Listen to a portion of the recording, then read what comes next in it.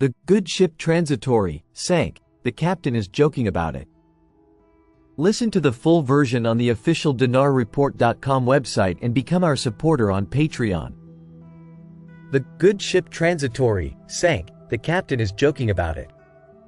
Schiff Sovereign, August 26, 2024 by Peter Schiff. It almost sounded like an apology. Almost. On Friday, Federal Reserve Chairman Jerome Powell stood in front of reporters and explained how we got here, and how inflation took hold.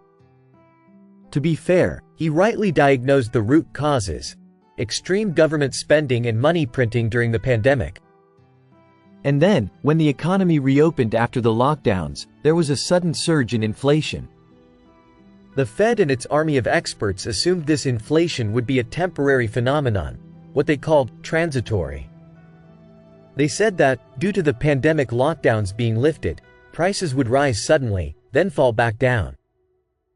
This turned out to be one of the worst calls in the history of central banking.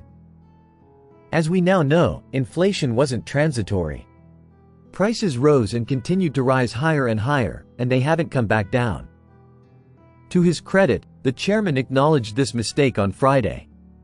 But he was in quite a jovial mood about it, even joking with reporters about how in late 2021 they all set sail on the good ship Transitory, essentially making light of their enormous error that turned a lot of people's lives upside down.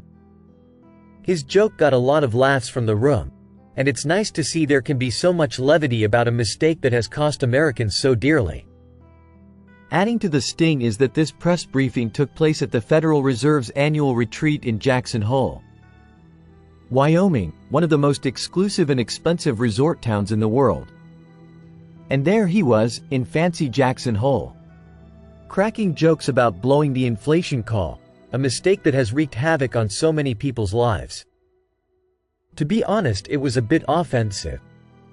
Sort of like how many generals during World War I drank champagne as their men were being starved and slaughtered on the battlefield.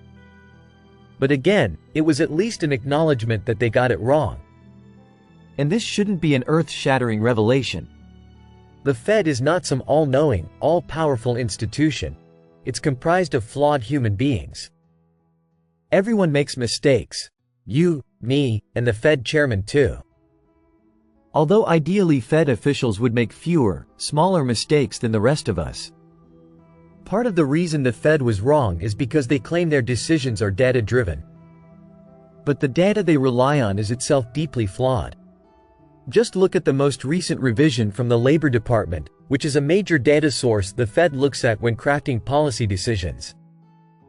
The Labor Department said last week that they were revising down the number of jobs created in 2023 by over 800,000.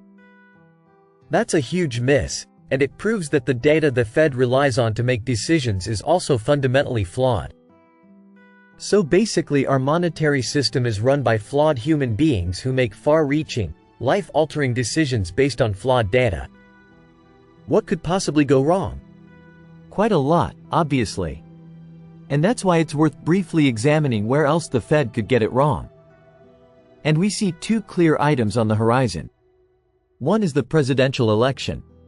A couple of weeks ago, the Fed chairman almost bragged about how the outcome of the presidential and congressional elections are irrelevant to them and do not factor into their economic forecasts at all. This is completely absurd. On the one hand, you have Kamala Harris, who wants to impose price controls, pass tax hikes, enforce arduous business regulations, push energy prices higher, and more.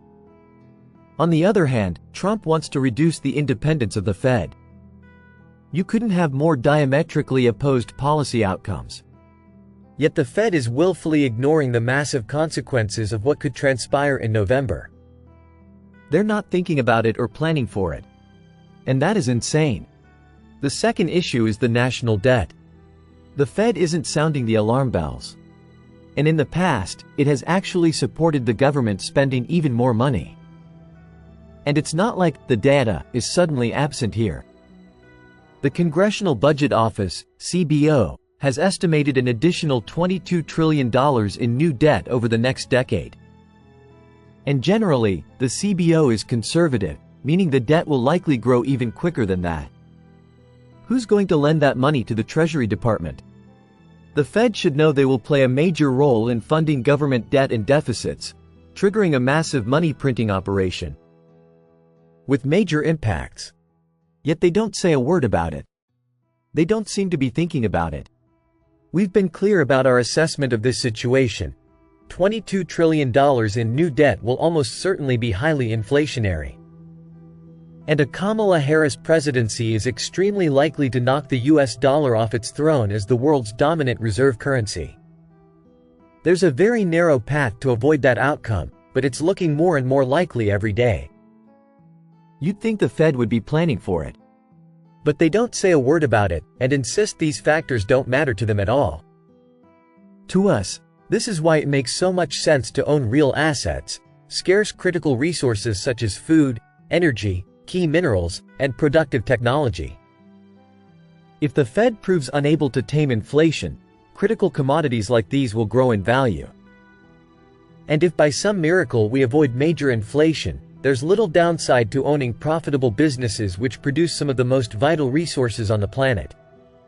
Peter Schiff, co-founder, Schiff Sovereign LLC. Listen to the full version on the official dinarreport.com website and become our supporter on Patreon. Source: Dinar Recaps.